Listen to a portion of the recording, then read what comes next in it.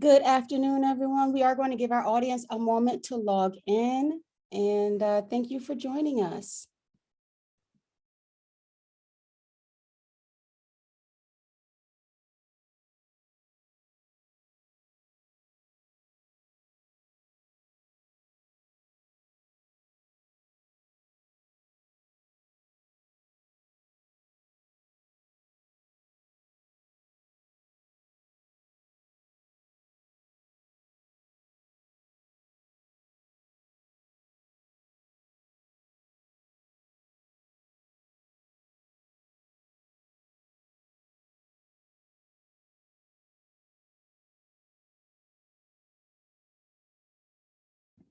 Thank you, everyone, for your patience. We're just going to give everyone a moment to log in and join us. Good afternoon.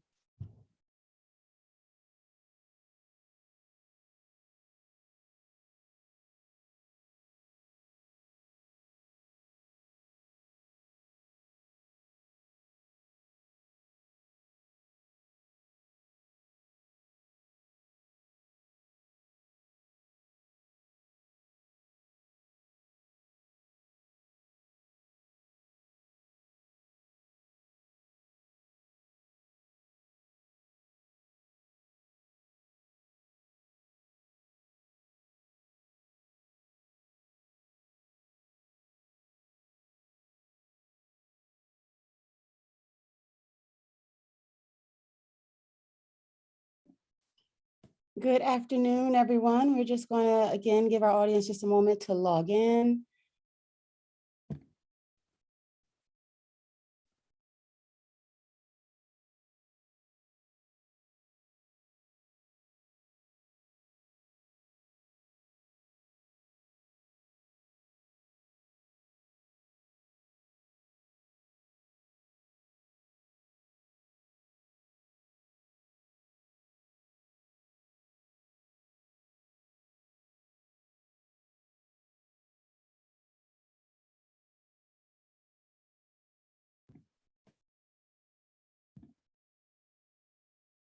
I want to say thank you all for being patient.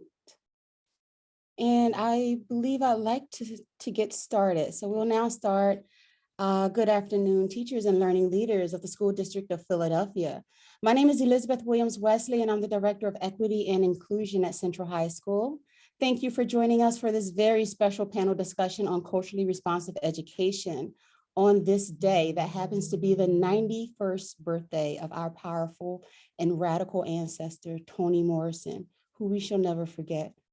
The purpose of this event is to learn from national experts what culturally responsive education is and the actions that we need to take in order to shift our curriculum and pedagogical practices to execute culturally responsive strategies that build trusting relationships, emphasize joy with respect to students' identities and the socio-political issues in the world today. In this way, curriculum and instruction will be more rigorous and relevant, cultivating students' genius. As a reminder, the panel discussion will be held from 1:30 to 2:30, followed by a 30-minute Q&A session. Please know that this session is being recorded. Please utilize the Q&A function of Zoom during the discussion, and we will respond to questions at 2:30 during our Q&A session of this afternoon's event. There will be 2 Google Forms for the audience. One is being dropped in the chat now as a sign-in. The second form will be completed at the session's end, so be sure to stay with us until the end to complete it for Act 48 credits. Take a moment to drop this in the chat.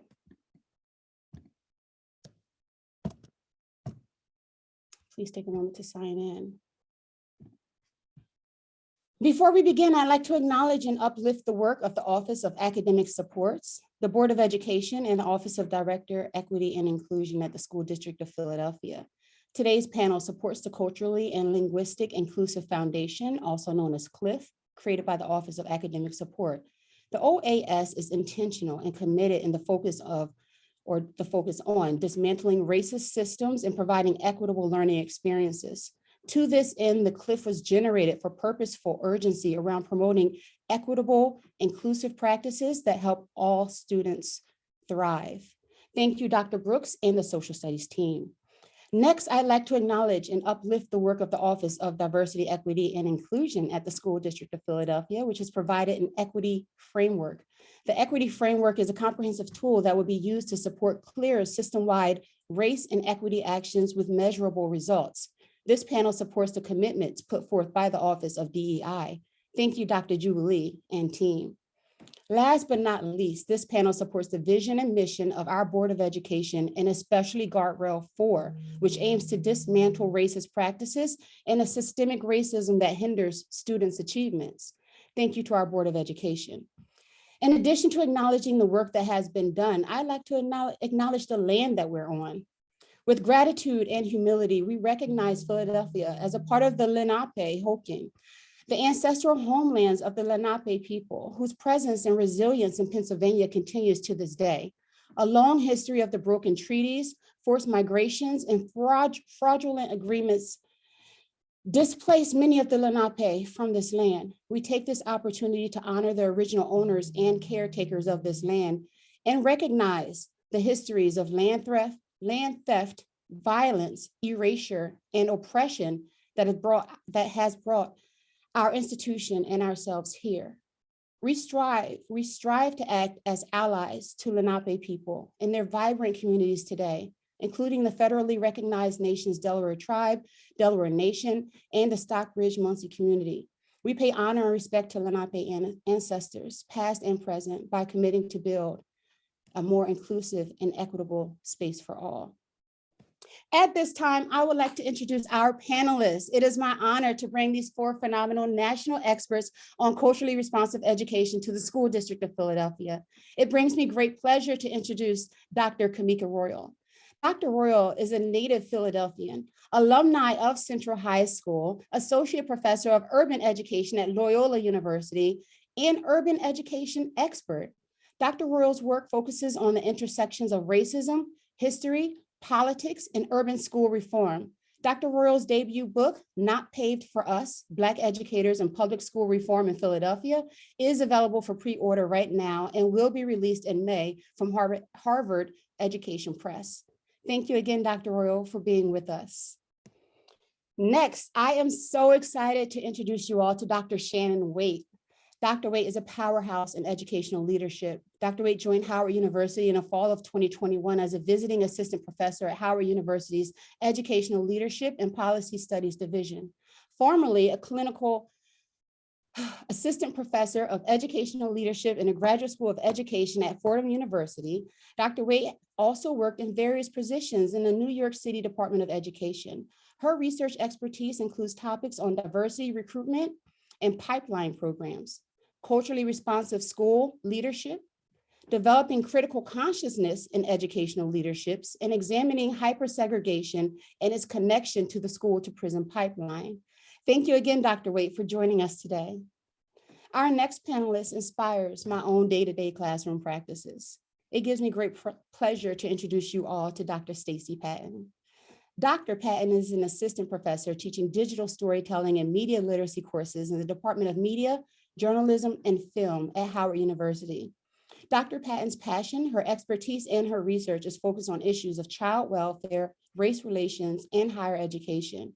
She is the author of That Mean Old Yesterday, a memoir, Spare the Kids While Whooping Children Won't Save Black America, and the forthcoming book, Strung Up, The Lynching of Black Children and Teenagers in America, 1880 to 1968.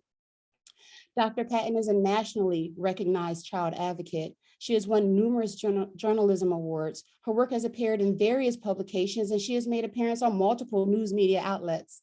Dr. P, as she is affectionately known by her students, is a self-proclaimed amygdala whisperer, and she's here to share her expertise and best practice in social-emotional learning, trauma-informed pedagogy, and knowledge in how neurology informs culturally responsive education. Thank you, Dr. Patton, for joining us today. And finally, last but far from least, it is my distinct pleasure to introduce Dr. Goldie Mohamed to the School District of Philadelphia. Dr. Mohamed is currently an associate professor of literacy, language, and culture at the University of Illinois at Chicago, where she also serves as the director of Urban Literacy Collaborative and Clinic. collaborative in clinic. Her research interests are situated in the historical foundations of literacy development and the writing practices among Black communities. She strives to shape the national conversation for educating youth who have been underserved. She works with teachers and young people across the United States and South Africa in best practices in culturally responsive instruction. She also served as a school board president and continues to work collaboratively with local schools across communities in the Atlanta area. Dr. Mohamed has won numerous awards. More recently, she was awarded the 2018 University of Illinois Chicago Researcher of the Year and was awarded $750,000 by the U.S. Department of Education to study culturally and historically responsive literacy in STEM classrooms. Her book, entitled Cultivating Genius, an Equity Framework for Culturally and Historically Responsive Literacy, was released in 2020. Dr. Mohamed has a prior engagement, but will be joining us shortly. I'm here. Hello, Dr. Mohamed. Welcome. I'm so happy you're here. Welcome, everyone. Welcome, everyone. So let's get started.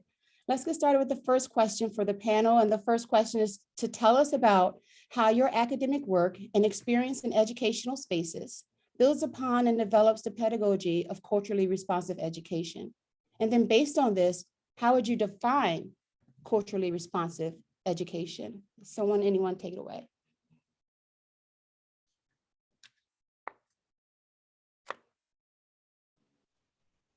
I'll start. So this was a multi-tiered question. So let's split it up so I can keep up with you. How my journey did what now? Tell us about how your academic work and experience in education spaces builds upon and develops the pedagogy of culturally responsive education. Yep. Okay. So I've been a teacher. I became a teacher in 1999. And I was a master's student at Johns Hopkins at the time. And we had to read Dream Keepers by Gloria Ladson Billings. And I didn't know her then. I didn't know anything about her. But her book really informed how I approached teaching middle school back then, which has really sort of informed the rest of my career.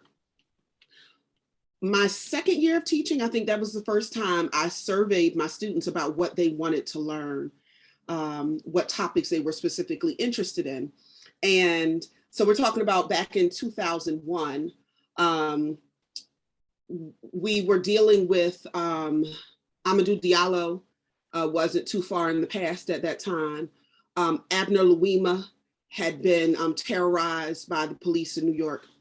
And so teaching in Baltimore, I was teaching in a mixed race school that was about 60% Black and 40% white. And so Black children, most of my Black students were concerned about police violence against unarmed citizens. Many of my white students were less concerned about violence, but more concerned about police abuses of power. And they would ask things like, well, how come when the light is red, they turn on the siren and they cross so they can go through the red light? Like, I don't think that's right, because regular cars can't do that. And if my parents were to go through the red light, they would get in trouble. And so one of the things I took away from Gloria Ladson Billings' framework of culturally relevant pedagogy back then was this insistence on socio-political consciousness.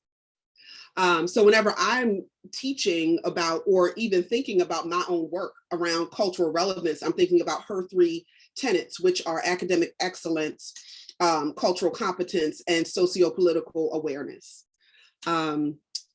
It fuels my current work. So currently, as I teach aspiring teachers and in-service teachers who hope to either get certified or become administrators, the thing that, most schools started focusing so heavily on academic excellence, and they have these trite ideas of culture that have been reduced to things like, well, let me have some rap lyrics, right? And then there's very rarely people talking about socio-political consciousness. And so that's what I would say informs most of my work now, trying to encourage, build in, remind the teachers who I am preparing about the importance of paying attention, not just to your individual life, but the world around you, that your work be bigger than you, and your community, that it be suitable for what goes beyond where we are, but also goes into the future. Yeah, I'll stop there. I'll let my other panelists pick up there. So I'll go. So I'm a journalist who writes mostly about race, culture, education, child welfare issues. And as a historian, my academic work focuses on the intersections of race and parenting in American life. My last book examined how the toxic stress of physical punishment, which is not native to Black culture, but is a byproduct of colonialism and slavery, undermines children's academic performance and places them at risk for brain alterations, emotional regulation issues, aggressive behavior, and places them at risk for the school to prison pipeline. And so you have parents who use hitting as a strategy to teach good behavior and to improve learning outcomes, but they're actually undermining their own agenda, especially as traumatized, dysregulated, hypervigilant, danger mapping children of color enter into classrooms where they're mostly being taught by white teachers who dominate the profession, carrying their own biases, cultural gaps, fears about young people of color, and who are not trauma informed. Now, as a scholar activist, I've been involved with a growing movement to ban corporal punishment in public schools. It may be surprising to people to know that in 19 states, paddling students with wooden boards is still legal in public schools. Those who are disproportionately targeted for this kind of punishment are Black and Brown students and students with disabilities. The practice is still legal in charter and public schools in every state with the exception of New Jersey and Iowa. And then I'm completing this book on the lynching of Black children during Jim Crow. But the book also explores the historical roots of the racialization of childhood in American life and connects this history to current debates over the so-called adultification of Black children by law enforcement, juvenile justice professionals, and teachers. But I'm arguing that the adultification bias theory is wrong. Black children are not targeted because they're mistakenly seen as adults or intentionally expedited into perceived maturity, but they are targeted precisely because they're Black and because they're young. Black children have long been considered the children of a race of people who are stuck in a continuous limbo of childhood and considered intellectually inferior, criminally deviant, and undeserving of the privileges, rights, and protections reserved for adulthood and for full citizenship. So there's no point in adultifying Black children when the infantilization of Black people sets them up for all kinds of discrimination and violence in classrooms and in the streets. So whether Black children are considered children or adults is irrelevant to white supremacy. So it's this history which informs my research, my activism, efforts to decolonize Black parenting, and informs my own pedagogical practices in the college classroom, which are built around culturally responsive education. Culturally responsive education to me means that this is not about engaging in token acts of diversity and inclusion. It means learning about intersectional identities and histories of my individual students. It also means that I have to be versed in the history of childhood, versed in the history of racism and childism, historical and intergenerational trauma, and how modern educational practices and policies have long moved through the language of race and racism. And so for me to be a culturally responsive educator means that my curriculum has to respond to my students' unique needs, their cultures, and their life experiences. All this is absolutely foundational to learning. And it means that I must teach subjects within a culturally familiar context that allows them to make connections between their new knowledge and their own real lived experiences. And I gotta intentionally create an atmosphere which is designed for them to thrive, designed for them to feel empowered intellectually, emotionally, socially, and politically. So I create a tribal classroom where we belong to each other. Part of creating the tribe is to explore and embrace the backgrounds of all the members and include them as part of the definition of the tribe that we're building, together. And lastly, since I teach at an HBCU, this also means that I have to do some corrective, healing, restorative work to fix the damage done by the K-12 system and other adverse childhood experiences that they're sometimes bringing into the classroom. So in the classroom, I empower my students by healing, rebuilding them, helping them find their voice, urging them to take up space, nurturing a healthy sense of entitlement and belonging. And then I'll just close by saying this, that I think that culturally responsive education means that we must recognize that the young people we educate are a diverse collection of living, breathing human beings with complex evolutionary histories, cultural backgrounds, and life stories. And so likewise, as educators, we have our own hidden histories in our bodies, cultural scripts, emotional memories, and socialization that guides us on a sometimes unconscious level, which shows up in our teaching practices. So our job is to not just impart information, but to engage and attach to our students, to our tribe, and to bring our humanity to work and form secure attachments with our students.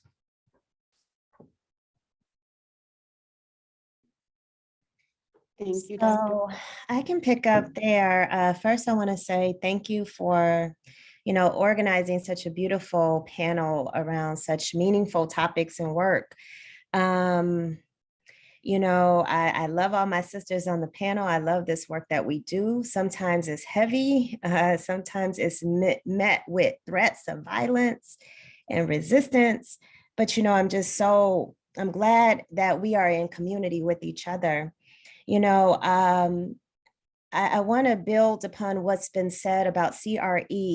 When we think of the queen, Dr. Gloria Lassing-Billings, right? We think of her work being situated in the pillars of, academic success and cultural competence and social political consciousness. And that's how I've always sort of gone in defining CRE. If I see those three things, I see CRE. If I don't see all three, I don't see CRE. And I say that because a lot of people think that CRE, and if you go a little deeper, it's not just seeing it, but assessing it and having learning objectives and standards around it. A lot of folks think that, if I'm doing CRE just by showing a text that has a character with my children in it, if I'm including multicultural text, but I'm doing CRE. And in my perspective, you're not. You're just doing academic success with a multicultural book. If you don't have learning objectives set around cultural competence, social political consciousness, and assessments and teacher evaluations, right? If you don't have all those things in the policies and in the curriculum instruction, you don't fully have it. So in my work, I have been taking more of a historical look back. So even though this was coined, in the 90s, before that, in the early 1900s, I studied the abolitionist work and the culturally responsive work of, folks like Carter G. Woodson and W.B. Du Bois. And before that, in the 1800s, like Maria Stewart and others, and Anna Julia Cooper. But my work looks at a part of Black history, American history, that they never taught me within Black literary societies. I studied these spaces that started in 1828 in cities like Philadelphia. I look at how they organized in Philadelphia and how they came together to cultivate genius and joy, to fight against racism and liberation and for equity and all these things. And I studied, what were they doing in Philadelphia and other cities? What did they read? What were their goals for learning? What were their assessment practices like? And I use Blackness as a model of how we should be educating every child. Surprisingly, we don't see a lot of models in Black and Brown districts that were written by Black and Brown people. And so I found that they were doing culturally responsive practices. And so I call it culturally and historically to honor the ancestral genius of who they were and what they did. And so I've sort of been moving my work and defining CRE into 5 major pursuits. And pursuits was actually a word used by the ancestors. They did not call their learning standards. They called them pursuits because they embodied something greater than passing the test or graduating. And they said we must be in the practice of identity development of self and others, of skill development across the different content areas. The third was intellectualism. The fourth was criticality, working to help our young people name, understand, and disrupt oppression, such as racism. And five was joy, helping our children to see the beauty in the world.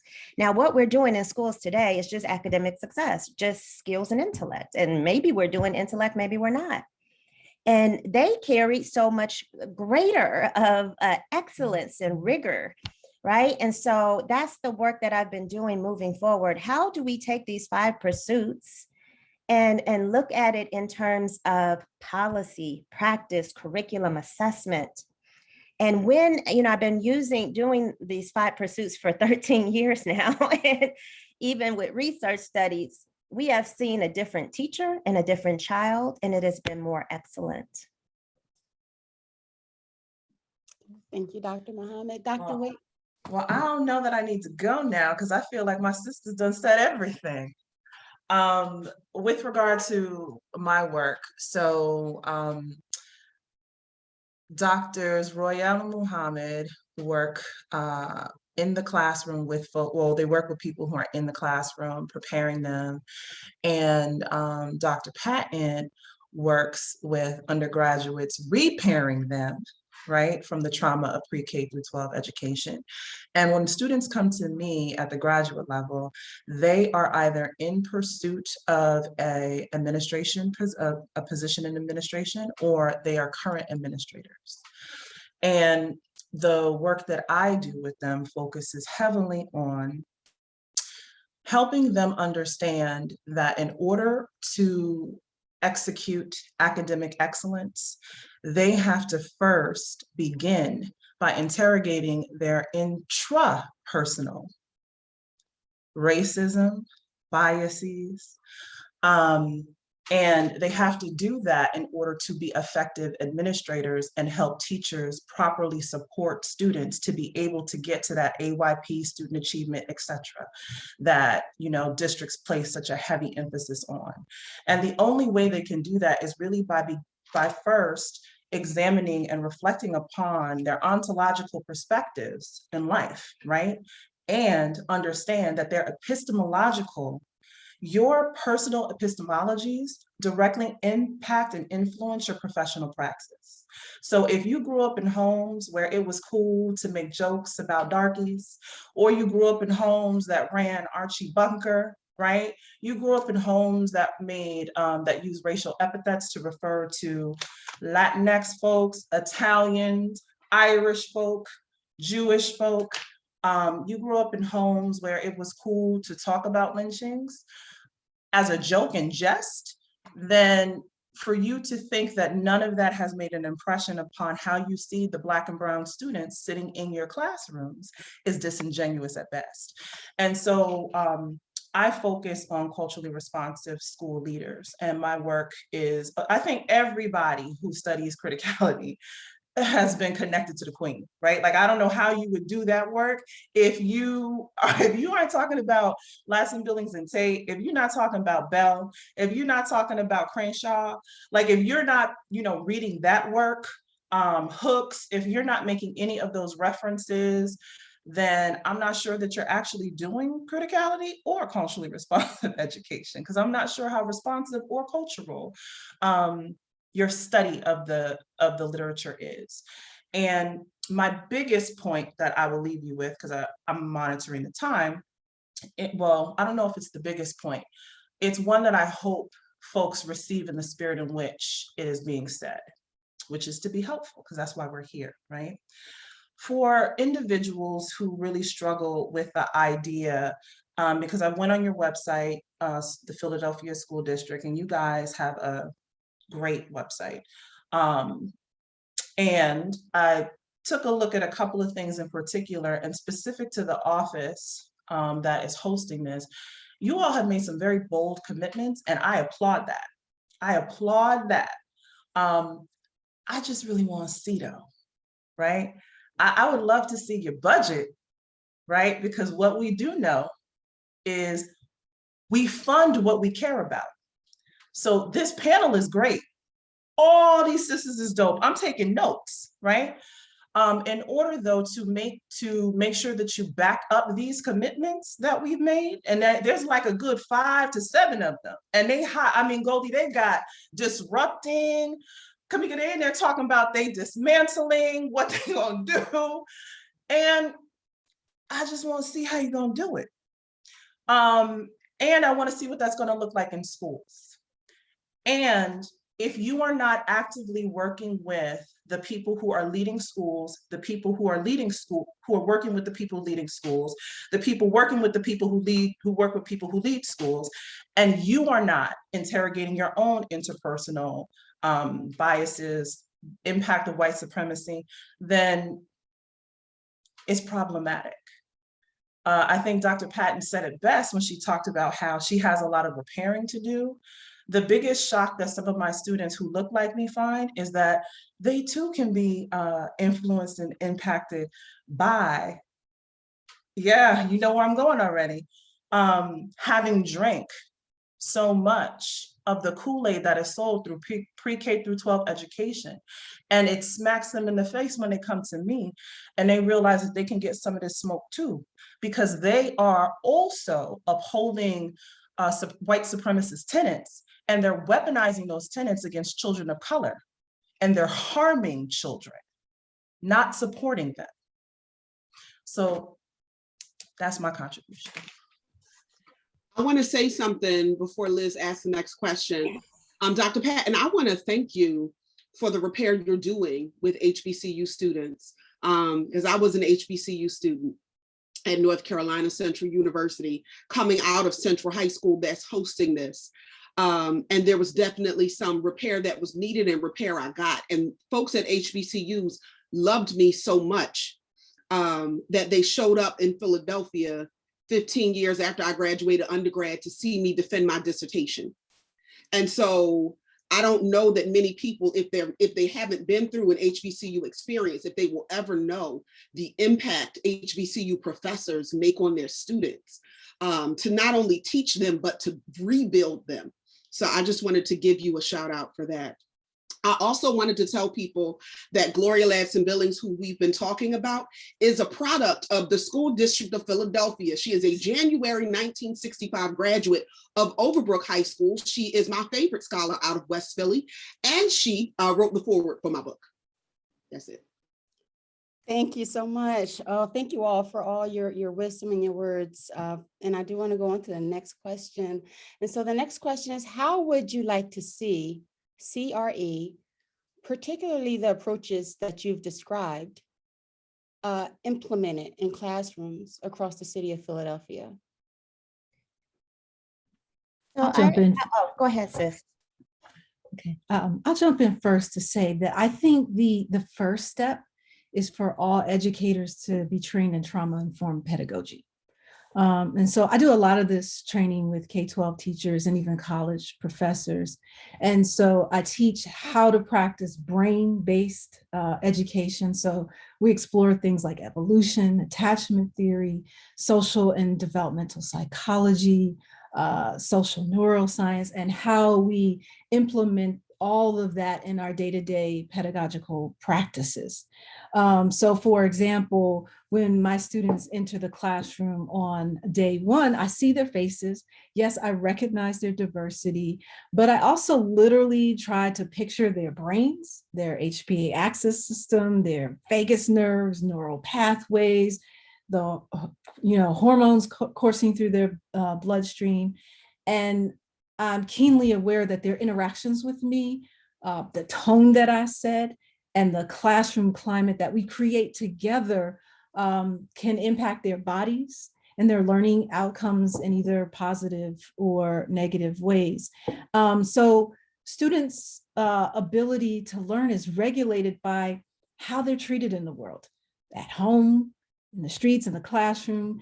And so they read and react to other people's behaviors, emotions, and attitudes, and yours, into your body and how you take up space in the classroom as an educator. this is it's all hardwired into all of our brains. We're all wired to connect, to attune to, resonate with, and learn from others. So if students don't feel safe to learn from you, then their brains are going to shut down. They won't have access to all the thinking parts of their brain. So your brains are linked together with your students. And you have, as teachers, this awesome power to impact and heal the brains of others. And so I think educators in Philly and across the country need to understand that successful teaching is a neurobiological process where you can help optimize the plasticity of your students' brains and build new neural structures, including with students who have histories of trauma. And so all the research shows that brains grow best and they learn best in the context of supporting relationships and in classroom environments where there are low levels of stress. Secure relationships with your students not only trigger brain growth, but also serve emotional regulation that enhances their learning. So we have to remove fear from the classroom. I see so much fear in my classroom. Some of it's carried over through the K-12 process. Some have grown up in houses where parents told them they were to be seen and not heard, to speak when spoken to, answer when called. Their imaginations have been dulled by the lack of fostering critical thinking. They don't know how to begin stories because they've been given test prompts. They've had to, they've been taught to survive and to obey. And none of this makes for my field good journalism and storytelling. And so far too many students I know in Philadelphia and other urban areas are growing up in stressful family settings and neighborhoods. Schools are yet another zone of intimidation and violence. Sometimes it's physical, sometimes it's emotional. And many students are in learning environments where teachers use fear as a pedagogical strategy: fear of failure, fear of an unwanted call home, fear of the teacher, fear of ridicule, fear of some unpleasant consequence. And they believe that fear is a prime motivator for students to do high quality work. So this intentional creation of fear in the classroom, unfortunately, is just widely used. So we've got to get rid of it because it compromises the ability to learn. When we feel threatened and when we experience fear, we downshift to survival mode. So physiologically speaking, students in an environment characterized by fear are not able to think effectively and to learn as much as those who are in environments that make them feel safe and secure. And I'll say this one last thing. Now, I'm not asking people here to become social workers, counselors, therapists, psychiatrists, neuroscientists. You got into this profession like I did because you want to teach. But being a teacher not only means being knowledgeable about the content of your discipline, but also knowledgeable about your students' lives and about the things that have been impacting the development of their brains. And what we as educators can do for students, particularly those with histories of trauma, is to provide them with a corrective relational experience. So I do things like mindfulness in the classroom, guided meditation. I feed my students. I bring weighted blankets, stress balls, Play-Doh, coloring books, essential oils in the classroom, background music to calm the limbic system, do breathing exercising, knitting, all of these things to make students feel safe in the classroom before we can even get into the cultural the complexities of the cultural stuff that we're trying to teach. So, when it comes, and I'll try to be quick and plain, and because I know this is a really important question, we have to move out of theoretical spaces. As someone who's been in academia, I am unraveling from it. I got tired of saying words that my people and communities didn't know what that looks like in a lesson plan and practice. So we have to move to like some very plain practices, like this is what's needed. And that's what I write about, and that's what I want to talk about. I think first we have to, in addition to all that checking in your heart, anti-trauma work, and what my bestie calls archaeological digs of self, Yolanda Seeley Ruiz, we have to do the self-work before we approach anything related to skills, identity, criticality, intellectualism, and joy. But we got to start thinking about who are we hiring and electing? To be a board member, you got to teach. I'm sorry. Like, I work with people, I write board policies for them. I need to see that you have some more emphasis in education. Even if you go in and do a guest lecture, some kind of something, right? I need you to know that you can teach, you can write curriculum, you have done your work. The interview questions we ask don't even move toward a lot of Black historical excellence. You're getting ready to work in Philly. How would I see Black historical excellence in your math? See, we got to start inviting different type of people to be on our platform, to be in our communities. And now I just want to say, if we do 5 things, this will dramatically change the practical part. Number 1, we need a new set of learning standards. If I can rewrite the Common Core by myself, imagine what I can do with a group of people. Imagine what we can do together. Why do we still only use Common Core when we have found that it hasn't been common to Black children? That's unethical. Number 2, we need to stop paying millions and hundreds and thousands of dollars for a non-culturally responsive curriculum with some multicultural text added to it. We don't stand up to textbook companies and publishing companies and say, we need a Philly curriculum. How do you not have Black literary societies, which started in Philly, in the social studies curriculum? That's absurd to me. Number 3, we need to assess what we value. If we value cultural competence, and we need it in the state assessments, we need it in the district and school-wide assessments and day-to-day assessments. I've been starting to assess joy in schools across California, and the data is beautiful. I've been assessing criticality and all these things. We talk about equity data, but equity data is not comparing Black children with others. Equity data is when we're collecting data on identity, criticality, and joy, in addition to the academics. Number 4, I don't know if I'm on 4 or 5. 4, teacher evaluations.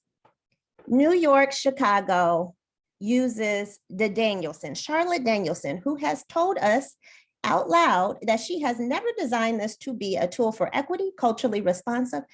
Why are some of our most diverse, I'm talking about 85 to 89% Black and brown children in these districts, and you are choosing a white framework to evaluate your teachers? That's not going to work for us. And so what we got to do, I can write a teacher evaluation. All of this is not hard, but we have to actually adopt it and mandate it. All we do is talk about CRE, and it's not in our policy, it's not in our mandates. And number 5 is our teacher education programs. We have to go to them as a district and say, we will no longer hire your teacher candidates unless you give them classes and preparation in trauma, archaeological digs of self, CRE, Philly's history. I mean, you all set the rubric, you all set it. And then you're pushing universities to change their programs because you're messing with their pockets, right? They lose money. And so if they don't have graduates who have jobs, right? And I know there's a shortage in this and that, but this is why Uncle Jimmy said we have to go for broke. If we can redo those things and use our funds and our influence to change those 5 things, we will have a dramatically different system with CRE. So I 100% agree. So let me speak to Philly context a little bit. So the board is not elected, the board is appointed. So when we talk about having a criteria for people, most of the folks who are creating the list of who gets appointed and who the mayor are appointing people from, I'm trying to say this in the most diplomatic way possible, because it doesn't necessarily apply to, because somebody inevitably is going to send me an email, an angry email telling me, not me, and how dare you say X, Y, Z, right? But not only are they not educators, but they don't, the things you're talking about, we would have to, as a school district of Philadelphia, stop operating as if we are desperate stepchildren waiting for someone to hand us whatever scraps they can come up with. When I hear you talk about the teacher prep programs, we won't take your teachers unless, you do this, that, and the other. I would like to see the data on how many teachers are coming from teacher prep programs and how many teachers are coming from alternative certification programs, right? And what it would mean to actually press on them, right? To have something that would be what you're describing. But I worry that those folks aren't aligned with the interests of Black children either. As much as they like to say they are, and they have their equity initiatives that really won't disrupt anything or bust a grape in a fruit fight. There's a lot going on in Philadelphia where I feel like people keep selling our children out for our own individual position and gain. So when we're talking about what would I like to see, I would like to see some more, I don't know that it's professional development, something though for our educators, because everybody talking about social justice ain't talking about the same thing. Everybody claiming to be in schools and classrooms for righteous reasons they're not talking about the same thing. Everybody claims they're here for the children, but they're fully prepared to sell the children out to the highest bidder for the check coming in. And so I fully stand by everything Dr. Mohamed suggested, but there's some, the problem is coming from inside the house. Unfortunately, from inside the house and outside the house. I'm looking at you, state legislature across the state of Pennsylvania. So it's just multi-layered. And there's a lot that has to be disentangled to begin that work. So I'll come in, I'm happy to. Thank you, Dr. Royal. As a formally appointed mayoral appointee to the Panel for Educational Policy in New York City, which is also an appointed school board, everything she said is absolutely correct. And Dr. Mohamed, no, ain't nobody taught. Ain't nobody taught. Ain't nobody was a school aide. Some folks might have been on the PTA. They might have been a part of the community education councils, might, but the criteria is that you know someone who recommends you for appointment. That's literally the criteria. That's how I got appointed. Now, what I will say is the person who appointed me, and I won't say their name because they're off living their very best life. The person who nominated me for appointment is off living her very best life, and continue to live your very best life, sis.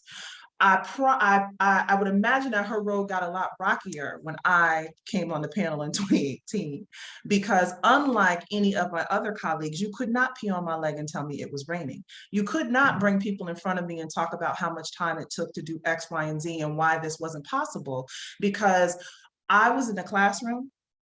I recruited teachers to teach in New York City.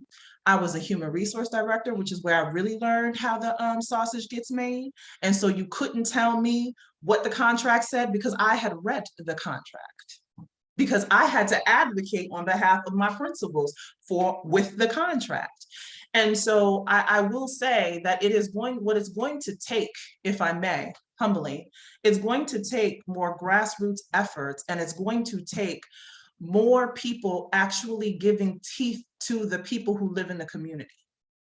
It cannot continue and consistently be, and now I'm just making, and correct me if I'm wrong, Dr. Royal, because now I'm talking about New York. It cannot just be people consistently coming from outside of the community, telling people who live in the community what they need. Okay, it can't be. And that has to be interrupted. And in addition to that, if you are a transplant from outside of the community, I am not a native New York City person. I grew up in New York, which to the rest of them city people down there, anything above the 5 boroughs is upstate New York. But the rest of us New Yorkers know that's not true, okay? Upstate, we know upstate. But I taught in New York City. I started my life in New York City. Got married and divorced in New York City, had my children in New York City, all of those things. And I can tell you that when I was appointed to that board and I started to see what was really going on, and the most disheartening thing, someone asked me this, I talked at former Chancellor Dr. Porter's class last night.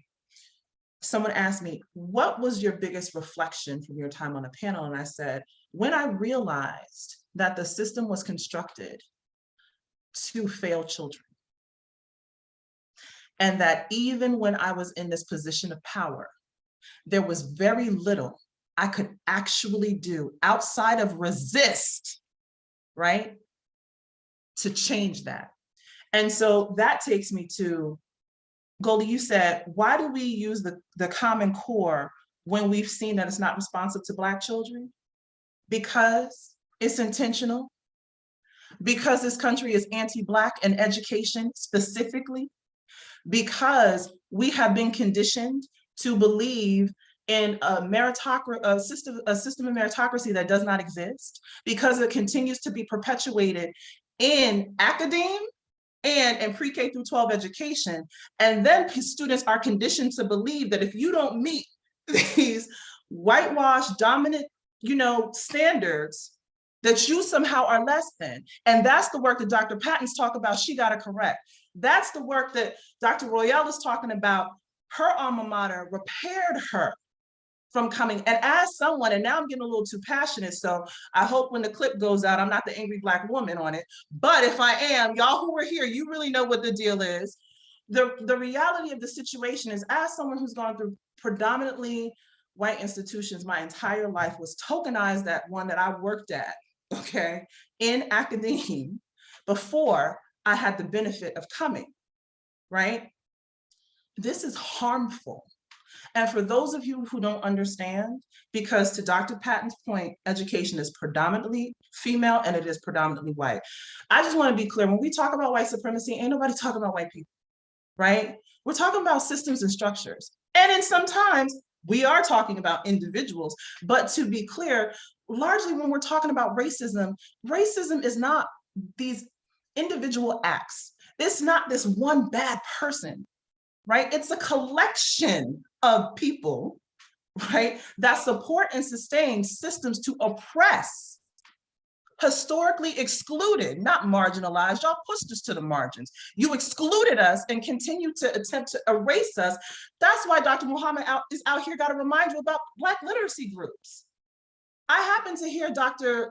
Jeff Duncan Adrande at a conference several years ago. And I'm telling you, that was part, like, hearing him, that was so healing from my soul. You know what he said, y'all?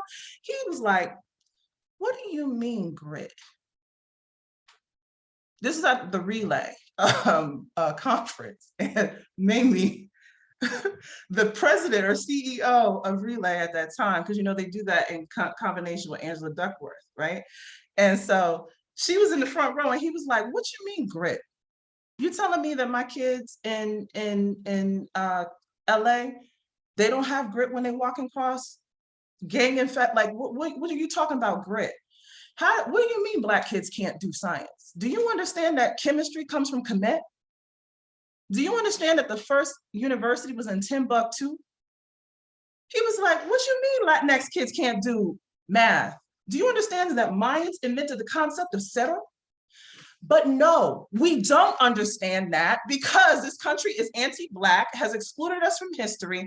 That is why, and you asked a question on the list that you sent us about what this backlash is. I know that we're talking about CRE, but to CRT, so I gotta go here. The backlash is specifically that, because we have been awoken, whatever you want to say, we know who we are, and we are every single one of our ancestors, and are determined to interrupt the pathologies of white supremacy and racism that have oppressed generations before us. And we have said no more, no generations after us will come. That's why you see this legislation. So it is not that people take issue with white people.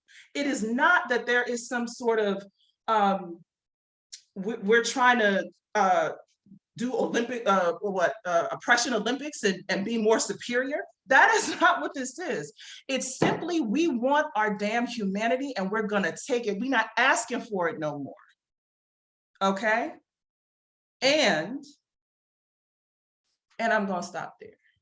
Thank you, Dr. Waite. I want to, I gotta bring in an elephant in the room now. I'm gonna move one question that was lower up because you already brought it up. So how do you define critical race theory, and what is the connection of critical race theory to CRE, culturally responsive education?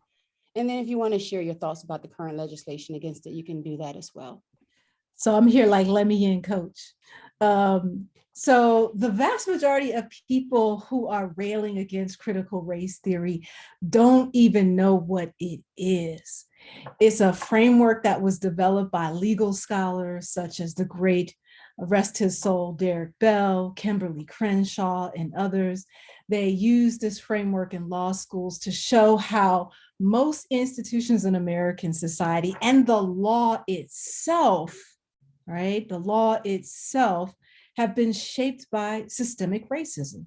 Critical race theory has also been used in anti-racism training in government agencies and private businesses, but there is no school system in the country which uses it as a basis for curricular development. Now, excuse my cynicism for a second here, but the schools which actually use critical race theory tend to be elite private schools who train white elites of the future to passionately apologize for racism while doing absolutely nothing about dismantling structural inequality and decolonizing things like education. Racial equity and justice are not the end goals. And so ever since the murder of George Floyd, public schools have been under, increased pressure to present more materials that are dealing with racism in the past and in the present. So it is this development, which is actually culturally responsive teaching, which has been now given the label of critical race theory and has now come under attack. And so now we're seeing all this manipulation, book banning, intimidation of teachers, dangerous legislations, fines, fear of historical research, shrill cries of, don't make white students feel uncomfortable. We must protect our children from these evil left-wing radical theorists. And the same parents who are now trying to get books banned and burning books, they're actually the descendants of those who bought their own children to traumatizing lynchings so they would be inducted into the fraternity of whiteness, and to ensure that their commitment to preserving white supremacy would be consecrated in blood and affirmed through acts of violence. And so these polarizing debates over critical race theory in schools is characterized by bad faith on both sides, on all sides.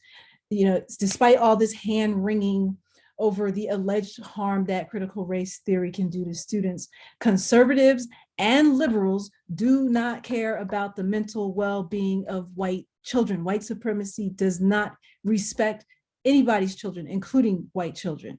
And conservatives, they have a long history of abuses and neglects of children in schools, in public education, championing corporal punishment. All the legislation we've been trying to get pushed to ban corporal punishment in public schools, it's been the conservatives who pushed back against it. Look at how they've been fighting gun control in the face of school shootings. I thought that when Sandy Hook happened, like, oh, this is gonna be the moment when we finally get, he killed little white babies. So we're finally gonna get gun control. And when that didn't happen, it was confirmation to me that they don't care. And neither liberals or Democrats, liberals or conservatives are invested in dismantling structural racism that has intellectually disabled and psychologically damaged generations of Black children. So all this backlash is linked to the Black Lives Matter movement. This is about angry white parents who don't want their children to be exposed to books or classroom discussions which confront racism in US history. They want to dumb down education and get rid of anything that complicates this image of American exceptionalism. And this is absolutely dangerous, because if this is the stuff, the prelude to fascist movements that we've read about in history. Thank you, Dr. Patton. I'm going to follow that briefly. You said, what's the connection? So the person who was postulating culturally relevant pedagogy in the 90s was also bringing critical race theory to education. So if you're interested, since this is a panel where we have teachers and educators participating, go look for Gloria Ladson Billings and William Tate's 1994 or 95, I think it's 95, 95 essay. So CRP was 94. She did this in 95. She was busy in the 90s. Still busy.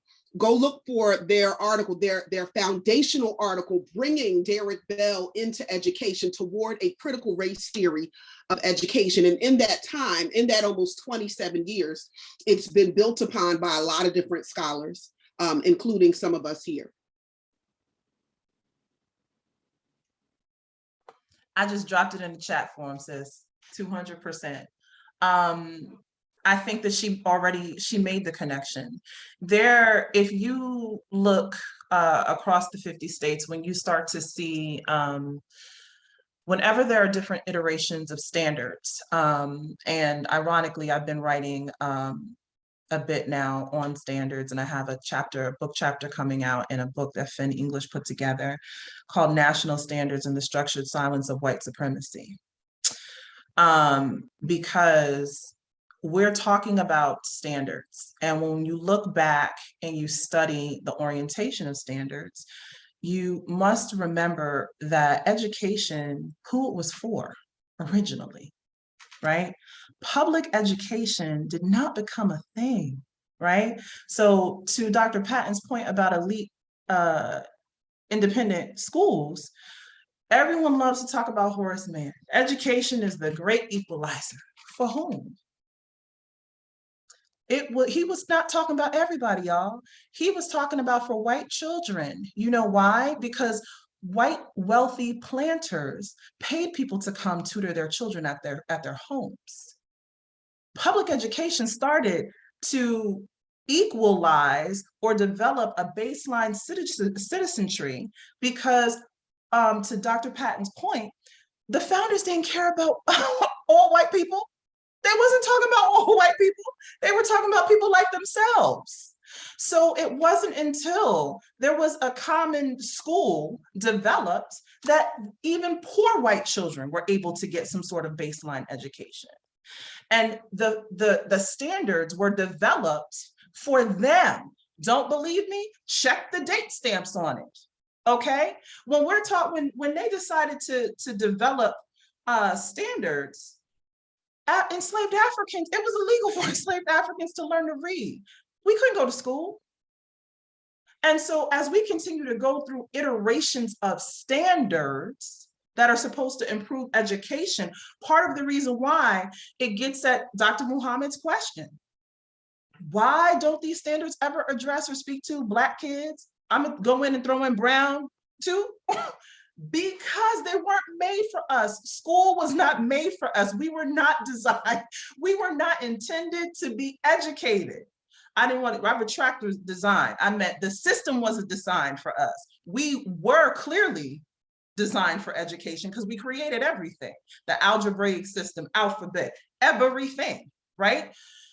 That said, CRT and CRE complement one another.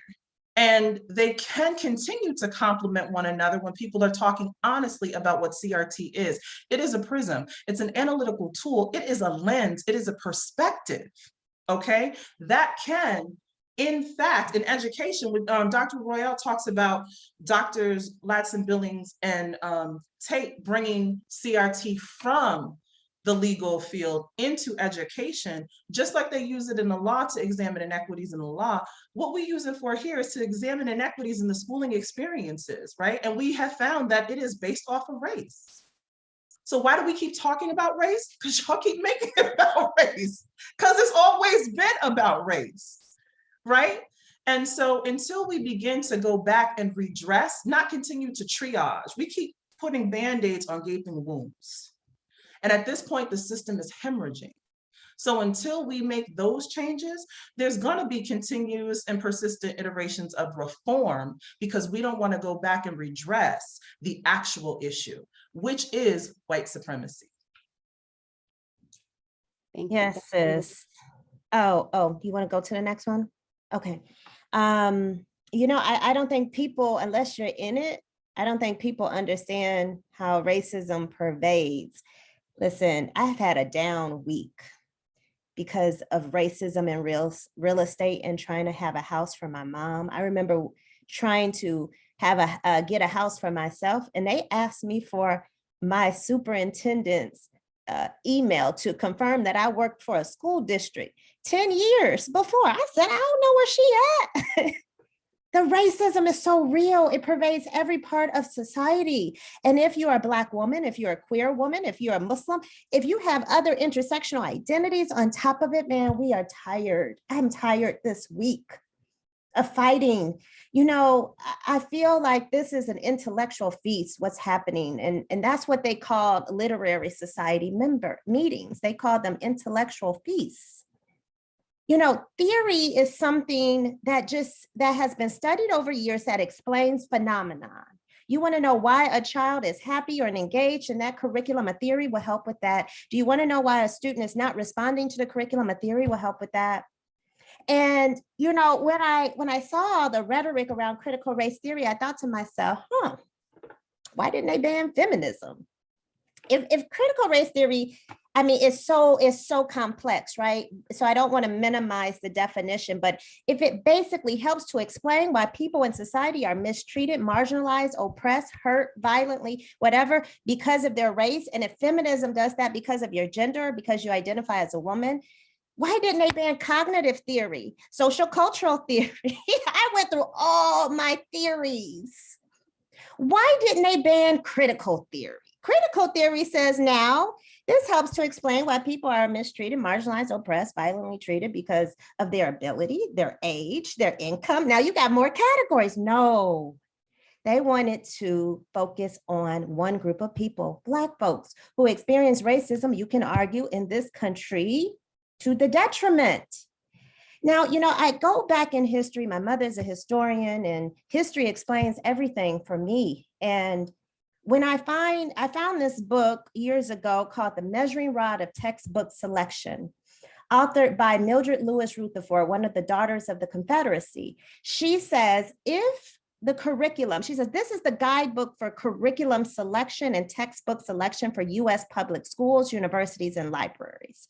She says, if the book shows the person of color, I'm paraphrasing, as genius, don't add that to our curriculum. Only show them as happy as slaves.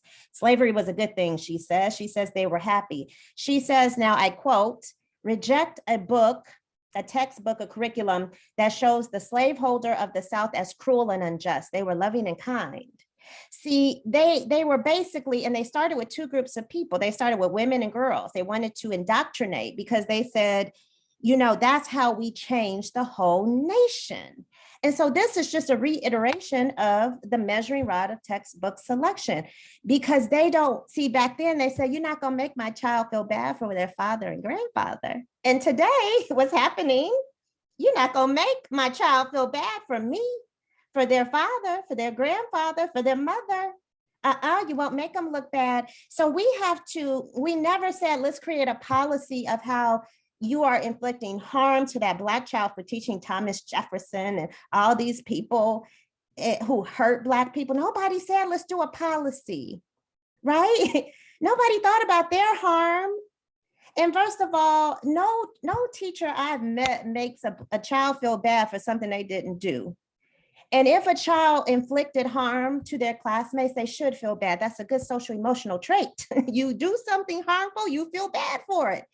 I think we're concerned about those children and adults who keep inflicting harm and feel nothing for us, because Trayvon Martin was not theirs. Breonna Taylor was not theirs. See, they were ours. But when you don't have the humanity and don't see them as your own children, as your own nephews and brothers and sisters, you don't have the humanity for this work. And you know that you're going to create some kind of policy. They know they're building off ignorance of people. People are not going to understand critical race theory, so let's call it that.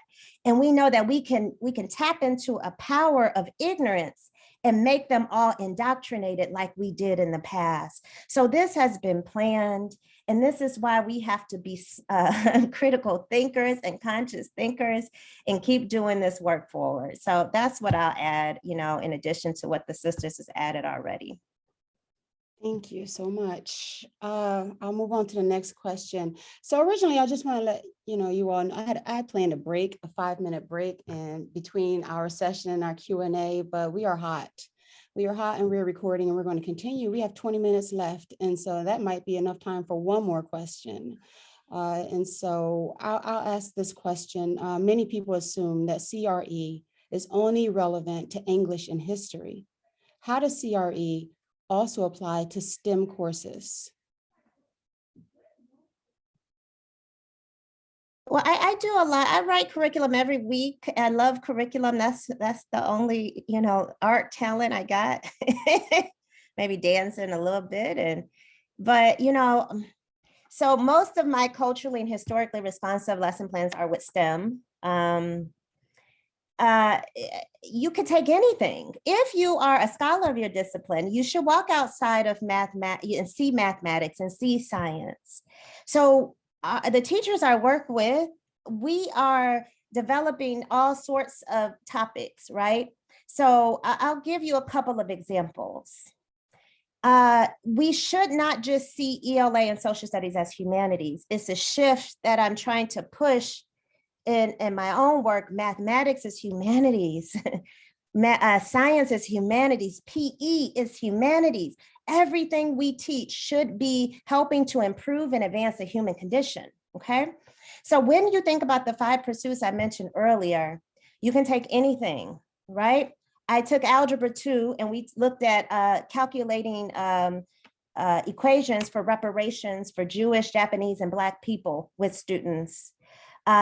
We recently in Chicago taught about disorders of the bodies by teaching melanoma, and students had to reflect for identity on their own healthcare practices. For intellect, they learned about the skin disease, what is melanoma. For criticality, they learned about the disparities that exist in healthcare.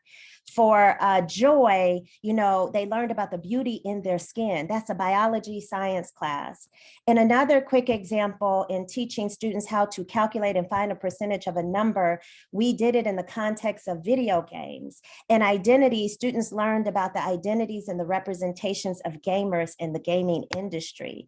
They learned how there's an underrepresentation of people of color and women. They calculated percentages. See, we have countless of examples, and if anyone is really interested, I share all of those. We have hundreds of examples. And so it's really about taking a topic. It doesn't have to be a culturally related topic. It could be a topic and connecting it to those 5 pursuits is what makes it that historically responsiveness. And it doesn't always have to be, I certainly work with math teachers who talk about drumming, hair braiding, and bring in the semiotics and the mathematics with it. But then they also look at roller coasters. I taught a unit on roller coasters where we studied about the segregation and how amusement wasn't for everyone in the nation. We looked at the first roller coaster. We tapped into students' identities. Do you like to go to amusement parks? And I taught slope and proportional relationship. So it is possible to connect the world to STEM and make students understand what it means to be more human. Thank you so much, Dr. Goldie Mohamed. Yeah, so I would add, I am not a math or science person at all. Not in the slightest bit. I taught English when I taught 7th grade and high school. But here's what I would say. I have a dear friend at Morgan State University, Dr. Vanessa Dodo Siricki, who I worked with at Loyola University, Maryland, who is a scholar of science education, who writes about science education and culturally relevant teaching. So if you are a science teacher, if you are preparing science teachers, I highly recommend looking up Dr. Dodo Siricki's work and check out her references to see who she's in conversation with. I would add to that Erica Bullock at the University of Wisconsin, math education and culturally relevant pedagogy. I would add Danny Martin out of, is he there with you, Goldie? Yeah, he's at UIC. I thought so. University of Illinois, Chicago. All right, math education and critical race theory, Danny Martin. There are so many scholars who are already doing this work. Thank you for adding Dr. Madkins out of UT Austin. She's STEM or science. I don't know if she's STEM more broad, she's STEM. Tia Madkins, University of Texas at Austin. There's some dynamic Black scholars. There may be some other people, I don't know, but I know the Black scholars who are already doing this work around culturally relevant teacher, science, math, and STEM. So it's not something that doesn't exist. It's not something that people haven't already been working toward for decades. It's out there. I think that you have to go find it, check it out, and connect it to what's happening in the classroom. Thank you so much. Did anyone else want to chime in, or? I have one last question, or this may be the last question. And this is from the Q&A. Certainly, the role and commitment of individual teacher pedagogy to reflect the paradigm of cultural responsiveness is, without question, critically important. However, is it possible to realize CRE without making changes to policies, structures, and systems? What kind of policies and structures need to be put in place or removed in order to support, realize CRE? And how important is it for classroom educators to think about the decisions being made outside of their classrooms? Can I start real quick, please? Pretty Go please. ahead. And I'm gonna be short. Go ahead. I'm gonna be short this time, I promise. My question to the person is, what is the intended outcome? Because if the intended outcome is for the district to say that we did this in lieu of, George Floyd's murder, Breonna Taylor, Ahmaud Arbery, we can even throw in Emmett Till. In lieu of the history of unarmed Black people being murdered, Emmett Till wasn't murdered by the state, but his decision of not guilty, that verdict was sanctioned by the state. But if the goal is to actually make change, then you have to change policy. The reason why the system functions the way it functions is because of the policy. Policy is what undergirds and allows the system to continue to perpetuate the same flawed issues and keep getting the same product. So if you want there to be change, then yes, you would have to change the policy. But if you want to continue to sustain the system and you just want to say you did it, then I guess you don't have to change any policies. So let me add, I actually wrote something about how policy in Philadelphia, I think I sent it to you all, Liz, how policy in Philadelphia was trying to squelch teachers' use of culturally relevant pedagogies in schools. Okay, it's called They Schools. I think you have it. It's from Teachers College Record. Here's what I would say. I agree with everything Dr. Waite said, but I would add to that we can't wait for policy. And so what there has always been is a group of people who were subversive, who figured out how to maintain what they needed to maintain while people were watching, and then teach their students something more liberatory, something toward their freedom, something toward their humanity, and toward bigger lives, broader lives, to empower their own socio-political consciousness and interests beyond what's being observed and what's being measured. So I would argue that it has to be both and that as educators, we have to be willing to take on that risk, and that you're going to have to look at yourself to see how much risk can I handle, right? What am I willing to put on the line for these students? Because sometimes it comes at great risk to us, right? The thing that I think is important for us to remember is that we won't likely be asked to sacrifice anything greater than our ancestors were already asked to give up or prevented to achieve from the beginning. So the things that we have, the comforts that we've managed to amass, right? if you're going to be for freedom, if you're going to be for liberation, if you're going to be for the people, in some ways you can't be tied to those things. And you can't be tied to the awards and the moving up and the pats on the back and the head nods to say that, you know, oh, you're one of us. Nah, if you're really about liberation, you're going to have to do some things that are going to rock the boat, that may get you in a little bit of trouble. You're going to be dancing on that line and you may not know where the line is. You may not know where the line is until you cross the line. But that is literally what is required of us if we're working toward the full humanity and the liberatory practices for our young people. So I'm not being hyperbolic when I say you have to destroy the system and create something new. You got to rip up the floorboards and expose all the bugs and nasty stuff at the roots, because racism is, baked into our educational system. And we just keep slapping on new coats of paint, shellacking the floors, but the structure is poisoned. It's toxic.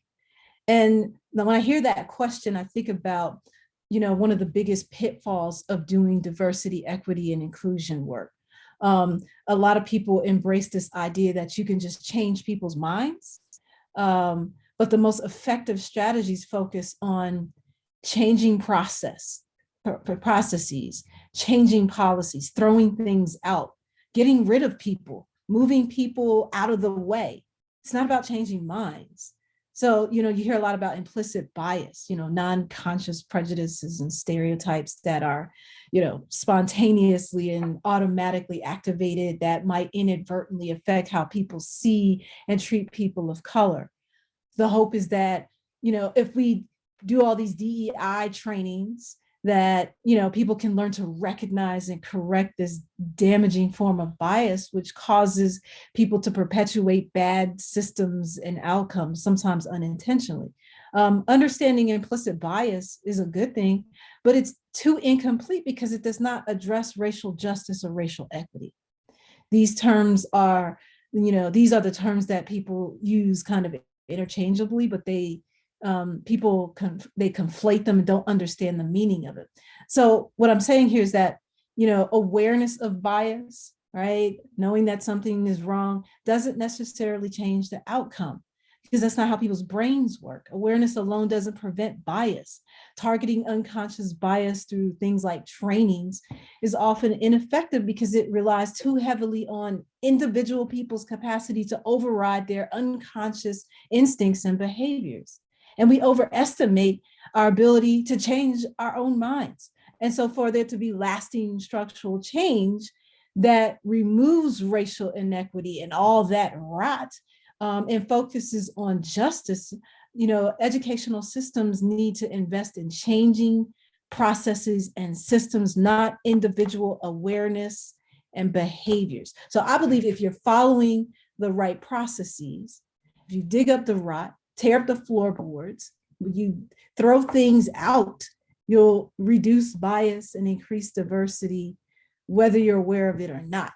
So that's my take on it. And yes, I think we are at a moment. So there's all these people leaving, the profession. Sometimes I'm like, no, that's exactly what they want you to do at precisely this moment when the K-12 system is predominantly Black and brown. What better way to, intellectually disable a future population that's going to be mostly Black and brown than by taking away their educators. But then I see this as an opportunity to find opportunity in the chaos and to destroy it all and create something new.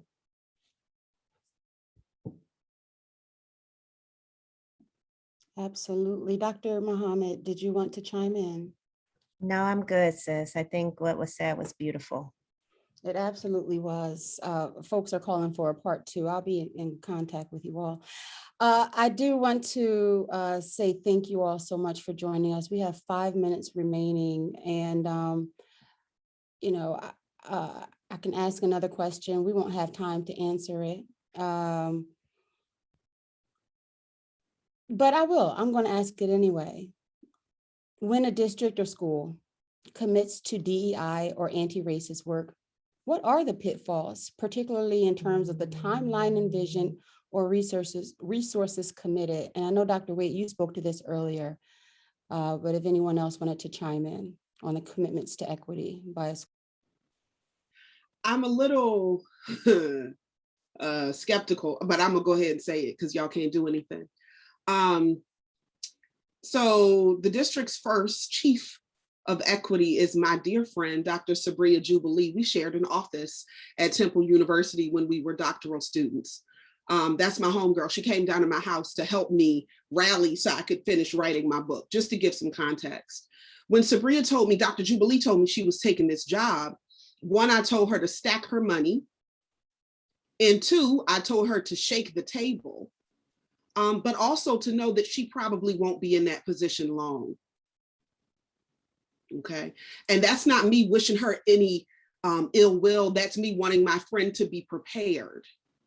I had a hard time believing this district that I grew up in and that I studied as a researcher was actually really willing to dismantle white supremacy, right? But all the things that sort of flow with that, because the isms usually run together. So where we find white supremacy, we also find classism, we find gender oppression, right? And so I know some people in Philly got good and mad at me about the op-ed I wrote about my dear Central High School and other special admission schools admitting more students from Black and brown neighborhoods that are poorer than some other neighborhoods that don't usually get an opportunity to go to places like Central. And I stand by what I wrote. Now, I understand there are some process things that you all need to do to repair that system. But the system needed to be shifted and the system needs to change. And I look forward to seeing how the special admissions policy for the school district of Philadelphia continues to change. But I'm definitely concerned that with the seat change, with Dr. Hite leaving, and I reserve my opinions about that, but with Dr. Hite leaving and a new superintendent coming in, what that will mean for the Office of Diversity and Equity and all these things in Philadelphia. And I wouldn't be surprised if those things get chucked.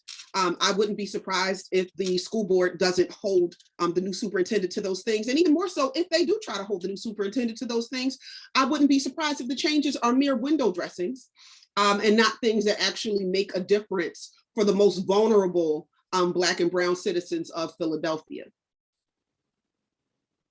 Thank you, Dr. Royal. Did anyone else want to chime in? We have less than a minute left.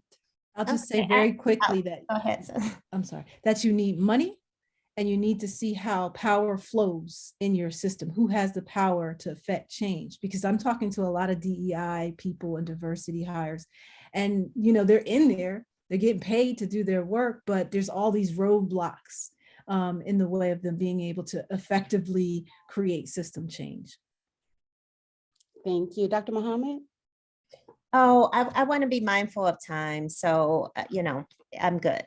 Well, I'm very hopeful that we will be able to continue this conversation at a later date. I do want to thank Dr. Sabria Jubilee, Tim McKenna, my principal here at Central, Dr. Ted Domers, our assistant superintendent, Adam Northam and Michelle Gaynor for your help, Ishmael Jimenez, Dr. Savoy Brooks, the Alumni Association at Central High School, and last but certainly not least, my team, Rachel Tolliver, Bianca Gillis, and Sophia Date for your help today.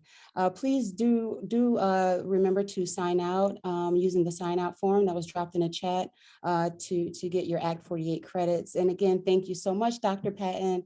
Thank you, Dr. Mohamed. Thank you, Dr. Waite, and thank you, Dr. Royal. This has been wonderful, and I will be in touch with you all. And thank you to our audience, our wonderful audience here and on Facebook and across America. Thank you for joining us, and look out for more.